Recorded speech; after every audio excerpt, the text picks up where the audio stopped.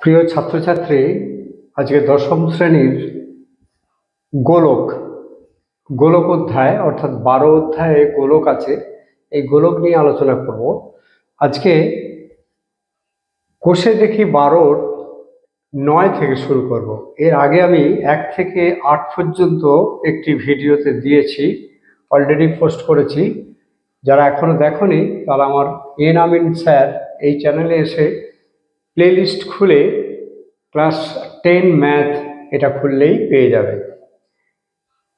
এছাড়াও class 10 life science এবং 10 geometry মানে উপপাদ্যগুলো শুধুমাত্র দেওয়া রয়েছে। এগুলো যদি তোমরা দেখো তাহলে তোমরা অনেকটা উপকৃত হবে।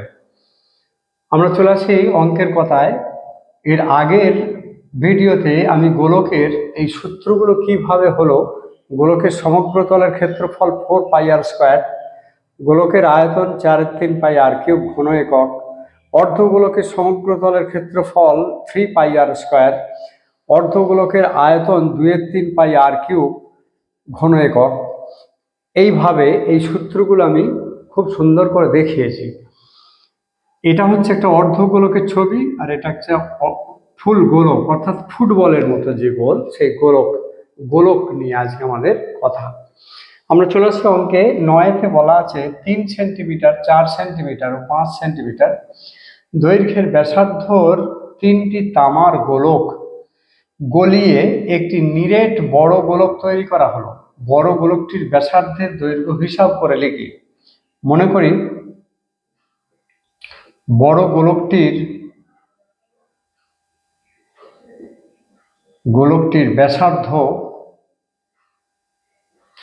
সমান বড় ক্যাপিটাল আর সেন্টিমিটার। তাহলে প্রশ্নানুসারে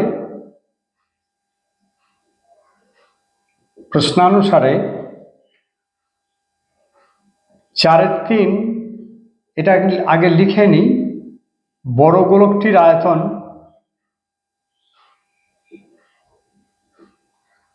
আয়তন সমান ছোট তিনটি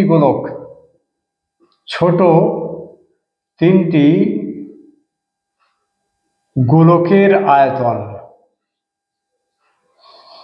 ছোট তিনটি গোলকের আয়তন। তাহলে বড় গোলকটির আয়তন কত হবে? 4/3πr³ = 4/3π। প্রথম গোলকটা 3-এর কিউব, দ্বিতীয় গোলকটা 4/3π 4-এর কিউব, দ্বিতীয় গোলকটি 4 সেন্টিমিটার, এবং তৃতীয় গোলকটি 4/3π 5 সেন্টিমিটার তার ব্যাসার্ধ।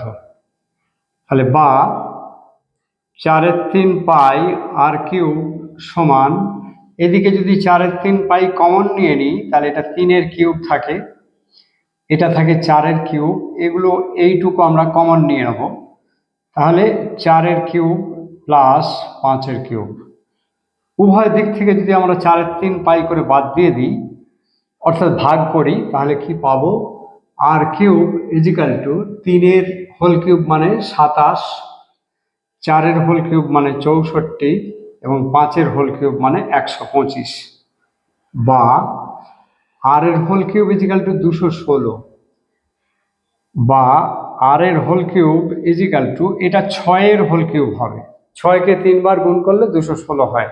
তাহলে r³ = 6-এর হোল কিউব যদি হয়, অতএব r = 6। অতএব বড় গোলকটির ব্যাসার্ধ 6 সেন্টিমিটার। আমরা পরের অঙ্কে চলে আসি। 10-এর অঙ্কে একটি অর্ধগোলাকৃতি গম্বুজ মানে একটা মোটা পিলার আছে, পিলারের ঠিক উপরেতে অর্ধগোলাকৃতি এই গম্বুজটি। এই গম্বুজ ভূমিতলের ব্যাসের দৈর্ঘ্য 42 ডেসিমিটার, এটা খেয়াল রাখবে, ডেসিমিটার। গম্বুজটির উপরিতল রং করতে প্রতি বর্গমিটার, এটা ডেসিমিটার আছে, প্রতি বর্গমিটার 35 টাকা হিসাবে কত খরচ পড়বে তা হিসাব করে লিখি। আমরা চলে আসি প্রথমেই এই গম্বুজটির ভূমিতলের ব্যাসের দৈর্ঘ্য 42 আছে, এটা মিটার করে ফেলি। গম্বুজের ব্যাস 42 ডেসিমিটার সমান, একে 10 দিয়ে ভাগ করলে মিটার হয়ে যাবে 4.2 মিটার। অতএব গম্বুজের উপরিতলের ক্ষেত্রফল, যেটা এটা অর্ধগোলাকৃতি, শুধুমাত্র বক্রতলটির ক্ষেত্রফল হবে, এই নিচের তলটির ক্ষেত্রফল হবে না, কারণ এটা একটা পিলারের উপরে আছে।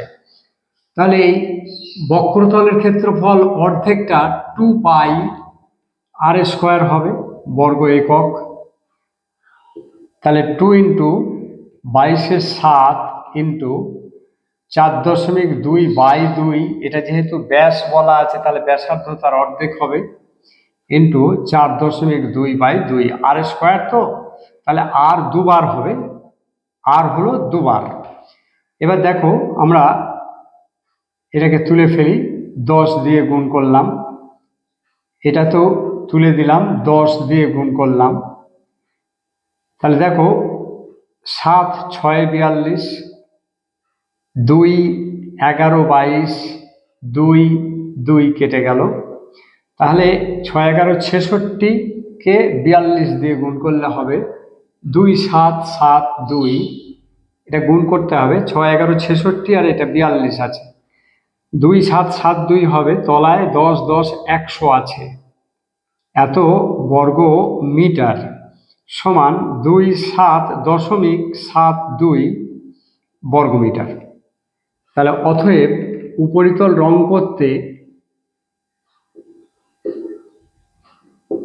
রং করতে খরচ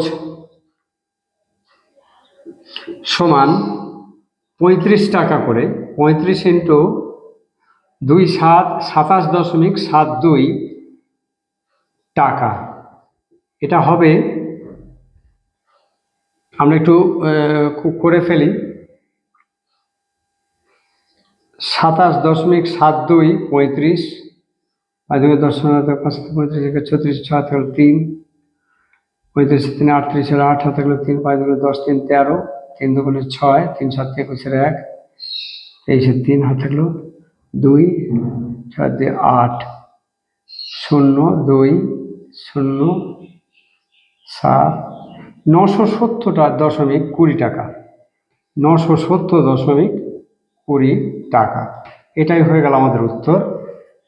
পরের অঙ্ক 11 অঙ্কে একই ধাতুর পাত থেকে তৈরি দুটি ফাঁপা গোলকের ব্যাসের দৈর্ঘ্য, ব্যাস বলেছে, ব্যাসের দৈর্ঘ্য যথাক্রমে 21 সেমি ও 17.5 সেমি।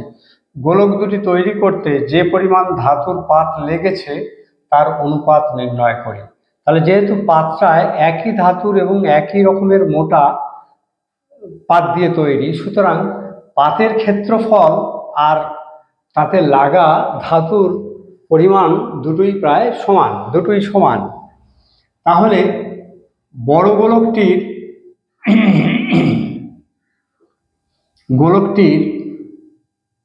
বক্রতল = ছোট গোলকের বক্রতল।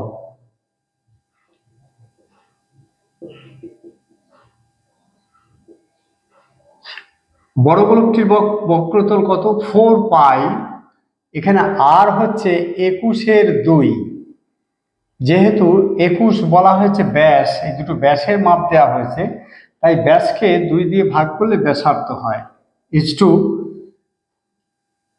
17.5/2, 4π 17.5/2 হোল স্কয়ার। উভয় দিক থেকে আমরা যদি 4π বাদ দিয়ে দিই, তাহলে 21/2 × 21/2 = 17.5/2 × 17.5/2। দেখো উভয় দিক থেকে দুটো করে 2 যদি আমরা গুণ করে দিই, অর্থাৎ 4 করে দুটোতেই গুণ করে দিই, তাহলে 21 × 21 থাকবে এখানে, আর এখানে 17.5 × 17.5। এই দেখো এটাকে 7 দিয়ে কাটলে 3 হয়, একে 7 দিয়ে কাটলে 2.5, একে 7 দিয়ে কাটলে 3 হয়, এটা কাটলে 2.5। আমরা এটা গুণ করে নিই, 3 3 9, আর 2.5কে 2.5 দিয়ে গুণ করলে 6.25।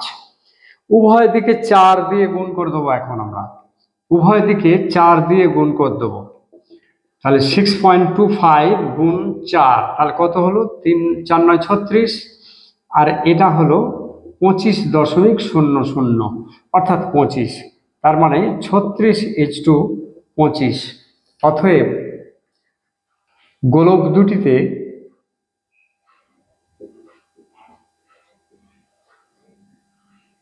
ধাতুর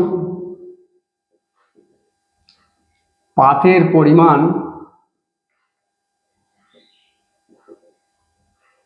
পরিমাণের অনুপাত 36:25। এটাই হলো আমাদের উত্তর। 12 অঙ্কে একটি ধাতব গোলকের উপরিতল, একটা ধাতব গোলক আছে, তার উপরিতল এই অংশটা, উপরিতল মানে গোটা তলটা থেকেই একবারে পুরো এতটা কেটে নেওয়া হলো, পুরো তল থেকে কেটে নেওয়া হয়েছে এই অংশটুকু। তাহলে যদি কেটে নেওয়া হয় তাহলে হলো যে নতুন গোলকের এই যে ভেতরের গোলকটার বক্রতলের ক্ষেত্রফল আগের এই যে গোটা আগের গোলকের ঠিক অর্ধেক হয়। কেটে নেওয়া অংশের আয়তনের সঙ্গে অবশিষ্ট গোলকের আয়তন এর অনুপাত নির্ণয় করি। আমরা প্রথমেই চলে আসি, মনে করি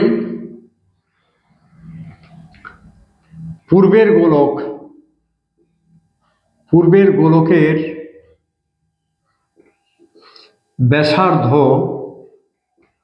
সমান r একক। অতএব আর কেটে নেওয়ার পর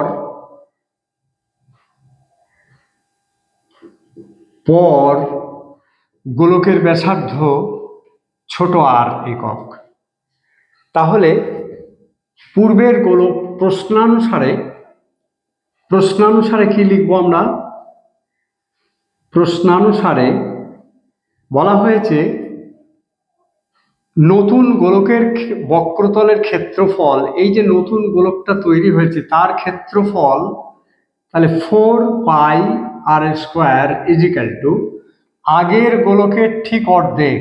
আগের গোলকের ব্যাসার্ধ কত? বড় ক্যাপিটাল আর, এখান থেকে এতদূর পর্যন্ত, তার অর্ধেক, তাহলে 1/2 × 4πr²। আমরা এখান থেকে একটা সম্পর্ক বের করে ফেলি, 2 2 এ 4, তাহলে 4πr² 2πR²। উভয় দিক থেকে 2π করে যদি আমরা ভাগ করে দিই তাহলে এটা হবে 2r² R²। এবারে উভয় দিকে যদি আমরা বর্গমূল করি তাহলে কি হবে? 2, তো 2 এর বর্গমূল করা যায় না, তাহলে √2r R।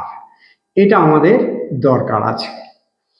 এই r অর্থাৎ এই বড় আরটা পূর্বের গোলকের ব্যাসার্ধ, এই বড় আরটা হলো কেটে নেওয়ার পর যে গোলকটা পাওয়া গেল তার √2 × r, এইটা।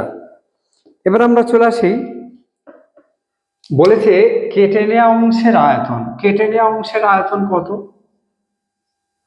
কেটে নেওয়া অংশের আয়তন =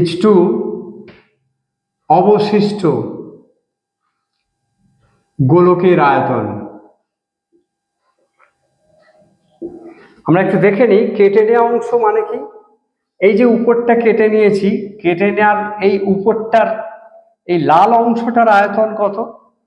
না, আমরা খুব সহজেই বলতে পারি 4/3πr³, অর্থাৎ সমগ্রটা থেকে এই ভেতরেরটা বাদ যাবে, 4/3πr³ ছোট r এর কিউব, আর এটা তো অবশিষ্ট গোলক মানে এই ভেতরের গোলকটা কত, 4/3 আর কিউব। তাহলে আমরা একটু এখানটা আরেকবার দেখে নিই, কেটে নেওয়া অংশের আয়তন, এই যে কেটে যতটা নেওয়া হয়েছে তার আয়তন কত, না সমগ্রটা থেকে এই যদি ভেতরেরটা বাদ দিই তাহলে কেটে নেওয়া অংশের আয়তন পাবো। আর অবশিষ্ট গোলকের আয়তন বলতে ভেতরের গোলকটি। তাহলে এখানে আমরা 4/3 যদি কমন নিয়ে নিই তাহলে r cube minus r cube is to 4/3 r cube. এবারে উভয় দিক থেকে আমরা যদি 4/3 করে ভাগ করে দিই তাহলে r cube minus r cube is to শুধু আর কিউব। এবার আমরা একটা কাজ করি, এটাকে এখানে আর লেখা যাচ্ছে না, তাহলে কি হলো, r cube minus r cube,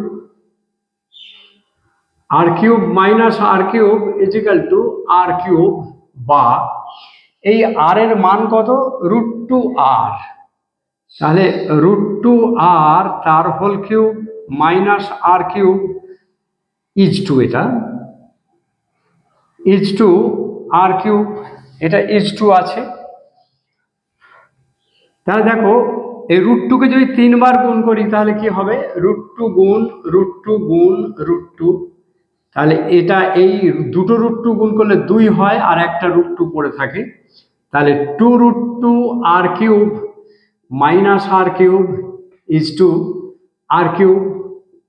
এবারে আর কিউব আমরা কমন নিই, 2√2 মাইনাস 1 ইজ টু আর কিউব, উভয় দিকে যদি আর কিউব করে ভাগ করে দিই তাহলে 2√2 মাইনাস 1 ইজ টু 1। তাহলে অতএব কেটে নেওয়া অংশের আয়তন, অতএব কেটে নেওয়া অংশের আয়তন ও অবশিষ্ট গোলকের আয়তনের অনুপাত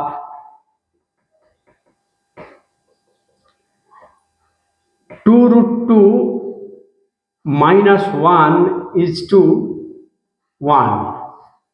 এটাই হয়ে গেল আমাদের উত্তর। পরের অঙ্কে আসি। পরের অঙ্কে চলে আসি আমরা। 14 সেমি দৈর্ঘ্যের একটি ভূ ব্যাসার্ধ বিশিষ্ট একটি ভূগোলক, যেমন করে স্কুলেতে থাকে একটা ভূগোলক, ভূগোলকের অক্ষটি, এই যে দুদিকে দুটো গর্ত করে একটা অক্ষর উপরে ওটাকে ঘোরানো হয়, অক্ষটির বক্রতলে এই দুদিকে দুটো ছিদ্র আছে, এদিকে একটা ছিদ্র এদিকে একটা ছিদ্র, 0.7 সেন্টিমিটার ব্যাসার্ধ বিশিষ্ট দুটি বৃত্তাকার ছিদ্র করা হয়েছে যাতে করে ওই দণ্ডটি গলানো যায়। ভূগোলকটির গোলাকার অংশের ধাতব পাতের ক্ষেত্রফল হিসাব করি। তাহলে সমস্তটাই পাত আছে, শুধু এই দুটো ছিদ্র জায়গাতে পাতটা নেই। তাহলে আমরা প্রথমে দেখে নেব যে ভূগোলকটির সমগ্র তলের ক্ষেত্রফল, ভূগোলকটির সমগ্র তলের ক্ষেত্রফল অর্থাৎ ছিদ্রযুক্ত ছিদ্র সহ 4πr² বর্গ একক সমান 4 × 22/7 × 14 × 14 ব্যাসার্ধ বিশিষ্ট বলেছে। তাহলে 7 2 14, তাহলে 14 2 28কে 88 দিয়ে গুণ করলে কত হবে, 28 88। দেখো 88কে 28 দিয়ে গুণ করব না, 28কে 88 দিয়ে গুণ করব, তাতে সুবিধা হচ্ছে একবার 8 দিয়ে গুণ করলে আর দ্বিতীয়বার গুণ করতে হবে না। 8 8 64 চালাতে হলে 6, 8 2 16 6 22, তাহলে হয়ে গেল। একবার গুণ করলে দুবার হয়ে গেল 8 দিয়ে, 4 6 4 2 2 4 6 4 বর্গ সেমি। এবার দুটি বৃত্তাকার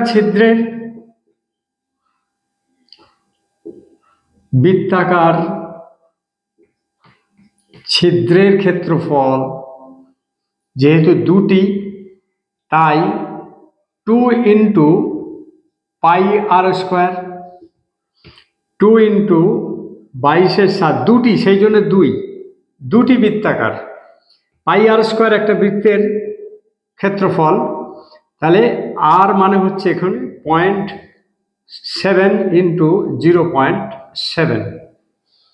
তাহলে আমরা একটু এই দশমিকটা তুলে তলায় 10, দশমিকটা তুলে তলায় 10, সাথে সাথে কেটে গেল। তাহলে 22 দুগুণে 44কে 7 দিয়ে গুণ করলে হয় 308, 10 10-এ 100 সমান 3.08 বর্গ সেমি। তাহলে অতএব ছিদ্র বাদে বাকি ধাতব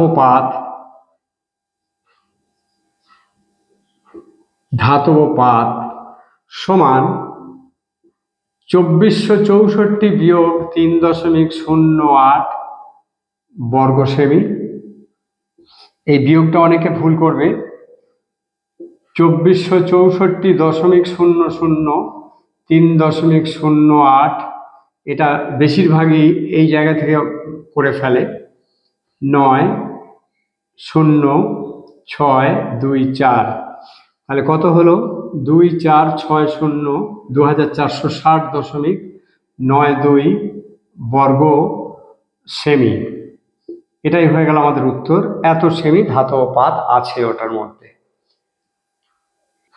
পরের অঙ্ক 14-র 8 সেমি দৈর্ঘ্যের ব্যাসার্ধের একটি নিরেট লোহার গোলক গলিয়ে 1 সেমি দৈর্ঘ্যের ব্যাসার্ধের কয়টি নিরেট গুলি তৈরি করা যাবে? গুলি, ছোট ছোট লোহার বল। মনে করি টি গুলি তৈরি করা যাবে, নিরেট গুলি তৈরি হবে।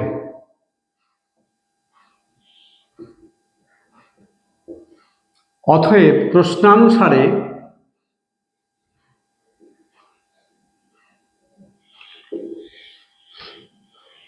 টি নিরেট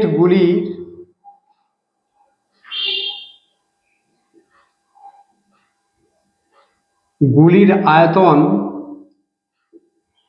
ইজিক্যাল টু বড় গোলকের আয়তন। তাহলে আমরা লিখে ফেলি, বা x ইন্টু 4/3 পাই, এখানে হলো 1 সেন্টিমিটার, তাহলে 1 হোল কিউব ইজিক্যাল টু 4/3 পাই